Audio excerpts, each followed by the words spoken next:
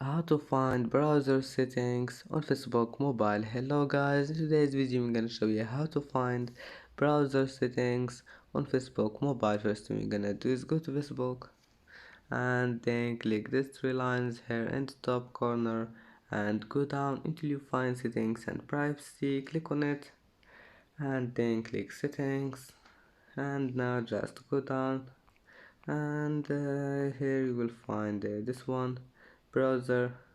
Click on it and then click and you will find browser settings. Just manage anything you want and go back and it will be saved. And as you see, that's how to find the browser settings on Facebook mobile. And that's it for today's video. If you like this video, please don't forget like and don't forget subscribe, and see you in the next video.